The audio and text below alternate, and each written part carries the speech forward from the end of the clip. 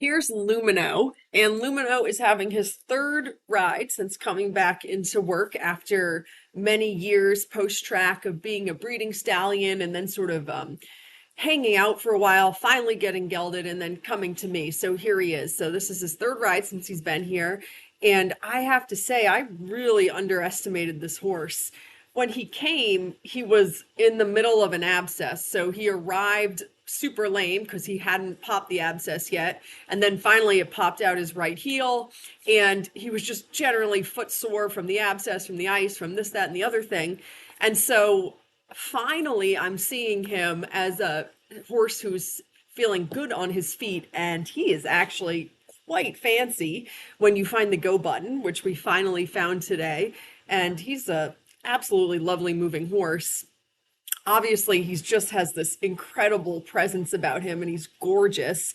And now he's got some movement to match that. He's still very much a horse that you have to kick him up in front of your leg. You know, it's not like he's still a squeeze and cluck ride. My lower leg is working the whole time I'm riding this horse, but there is a go button and you can kick him up in front of your leg. And when you do that, there's actually a really fancy, impressive horse in there, because not only is he a nice moving horse and he has an incredible canter, but he is just super soft and round, and he's very light at the end of the rein. He's in a soft rubber straight bar bit, which is definitely the bit for him. I mean, he is not heavy, which is great because he's a huge horse, and actually he has a massive head. It's like the size of my whole torso. So it would be pretty difficult to ride him if he was sort of a heavy horse, especially heavy in the hands, because he does feel like a really big horse underneath you. I feel small on him. I feel like a little peanut up there on him. So it's really wonderful that he is soft and that he wants to make the correct shape, because life would be pretty challenging if he didn't want to. So I'm just so happy with this horse today, with how he felt. He just feels so good on his feet. We had a little conversation when I got on about, well, now I know him. You know, I already rode him once and he was pretty darn slow, and he was still a little bit off because he was sore on his feet. And so today I just got on a little bit more like knowing what to expect and just ready to get on and kick him up in front of me. And so I was ready to have that conversation as soon as I got on, and it didn't take much. And as soon as he sort of figured out the going straight and coming up to the end of the rein, it feels pretty amazing, and it makes a really beautiful shape and picture to look at. He has an incredible canter, super balanced, super rhythmic and rocking horse like.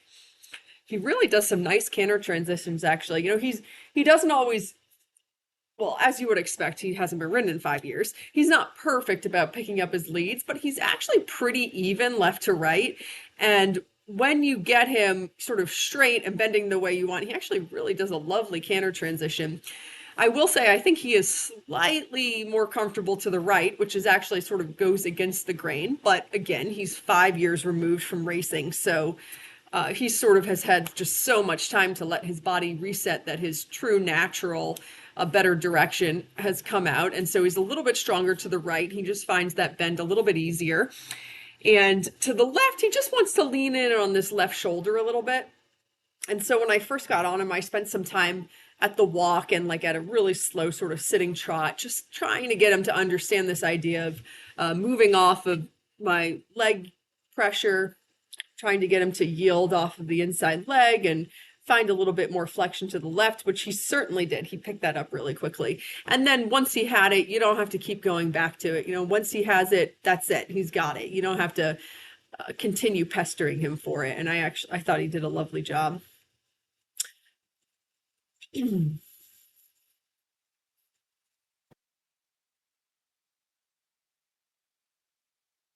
So what you'll see him do a few times here and there is his wildness, his version of being wild is he'll do a little head shake, and it's very funny. But his head is huge actually, so you do feel it when he does a little head shake. But that's basically as wild as he gets. And if you go back and watch this video carefully, you'll see a few times like he thought the barrels were kind of exciting. That kind of well, got him lit up, his version of lit up anyway. And so a couple of times when we went by the barrels, he would get excited and do a little head shake. And so that's about as wild as it gets. And that's not wild at all, obviously. I'm being sarcastic. There we go. There's a head shake. wild Lumino. So obviously that's very PG. However, he's a big horse, so I wouldn't say he's for a timid rider because there's a lot of horse underneath you. He's long, he's wide. He's a pretty big moving horse when you kick him up in front of your leg. And so there's just a lot. It's just a lot of horse to manage. So I wouldn't say that he's for a very timid rider, but he's definitely for somebody who wants a really sort of beautiful, kicking along, talented type horse to ride. And when I first sat on him and he was still so sore on his feet and we just couldn't get this movement, it wasn't attainable yet for how he was feeling on his feet, I really sort of thought that he was going to be destined to be a lower level horse, but I actually take that back. Now it's pretty obvious to me that there's a little bit more in the tank than I realized at first, actually quite a bit more. So while I still don't think he's going to be anybody's next 5-star horse, I certainly don't see why this horse couldn't come up the levels a bit. He certainly is plenty athletic for it. You just got to be ready to kick and cluck him along, which there's nothing wrong with that. He has such a lovely canter. You know, if anything, he's so round that he wants to come a little bit behind the bit at times. So there's some times where I'm sort of chucking my hands forward, trying to get him to lift up his poll and pop out his nose. Like right here, he's a little bit behind. And then this is better. In the corner, he sort of straightens up and raises his poll. And that's more the frame I would prefer that he has.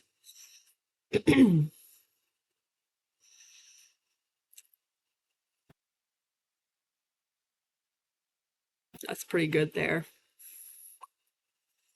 But you also have to keep in mind that, you know, I'm asking a lot of him right now. You know, for a horse who hasn't been ridden in years, getting on his 3rd ride and asking him to move like this is a lot of work for him, and he's not fit. So it's normal for horses that are really soft, when you're asking them to work really hard and they get a little bit tired, to get a little low in the frame or duck behind the vertical a little bit.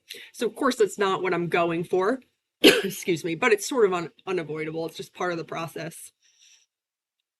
And he also has a beautiful walk. There's nothing about this horse that's not beautiful, actually. He has such an unbelievable presence. And so here, the last minute of the video is just him on cross ties. He's very mellow on the ground, super easy to deal with. He's actually just lovely to handle in general. Super sweet horse.